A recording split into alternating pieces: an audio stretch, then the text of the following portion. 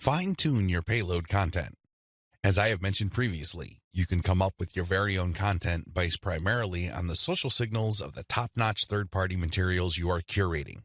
Put simply, when you are going through your research, you will keep coming across certain pieces of content which get a lot of engagement on social media. These are all the objective indicators you need to understand that you are looking at high-quality, high-demand content. At that point, you can come up with your own version of that content. You can use it as a template, so to speak. Another approach would be to just do curation first. You just take all the high-quality third-party content with great social signals and put them all on auto-publish on your social media accounts. You run this curation campaign for several weeks. Soon enough, you will see a pattern. Eventually, you will see that some of these materials get a lot more engagement than others. At that point, you can then come up with your own version. Personally, I pick my own content using both methods. If I'm in a hurry to get people to sign up to my mailing list, I do the first method. But if I'm unsure about the niche or I'm still trying to feel my way around in terms of understanding my audience, I would stick to the second method. There's really no one right answer. It really all depends on your situation.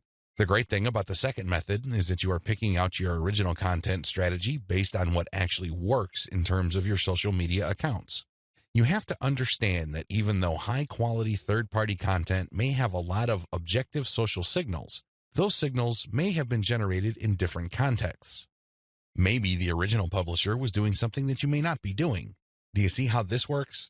Still, you can definitely do the first method if you're in a hurry. But if you have some time to spare, you might want to try the second method. Do curation first, let it run, and then pay attention to your statistics. You should be able to see a pattern. In fact, based on my experience, content that tends to do well often falls within a narrow range of themes.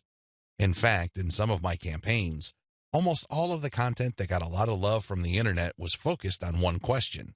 That's how focused your audience's needs may be. You should pay a lot of attention to the following. Look at the engagement of the content and the click-through. A lot of social media marketers drop the ball at this point. They think that it's all about engagement. I'm telling you, regardless of how many likes, shares, or comments a piece of content gets, if people don't click through, those engagement signals are not worth much.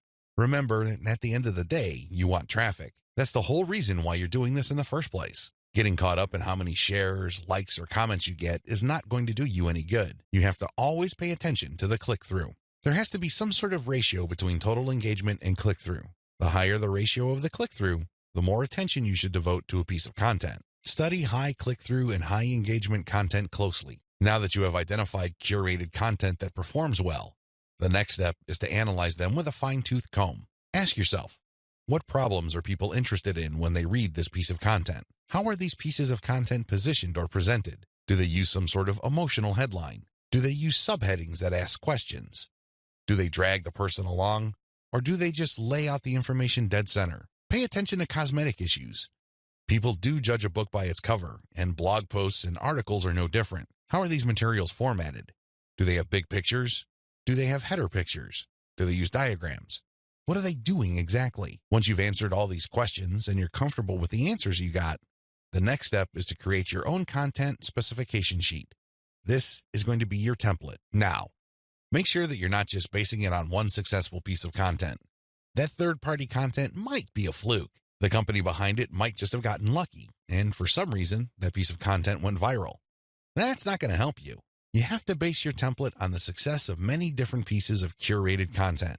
This way, you can be more confident of the fact that even if you barely comply with all the specifications, you would at least get some decent and positive results. Using the information above, create payload content. Now that you have gotten your template together, you need to create your own high-quality, high-engagement original content. This content is going to be used to sell people on your mailing list. When they read this content, they're supposed to get excited about joining your mailing list. This is content that is most likely to be credible and most likely to be shared. Are you excited? Well, don't get too excited. A lot of people jump in with both feet and they end up sabotaging themselves because the payload content they create looks like an advertisement. That's obvious spam. Nobody's going to trust you with that. You're obviously trying to pull tricks and play games. That's not going to work. Instead, the content must be informative. Think of it as an infomercial. You're selling something, that much is obvious. But people have to walk away with solid value. You have to walk that tightrope. There's a thin line between shoving stuff down people's throats and providing solid value without asking for anything in return. You have to come up with a decent compromise between the two. The bottom line is, whatever you do, the content you produce must be valuable. It must add value to the lives of people reading your materials.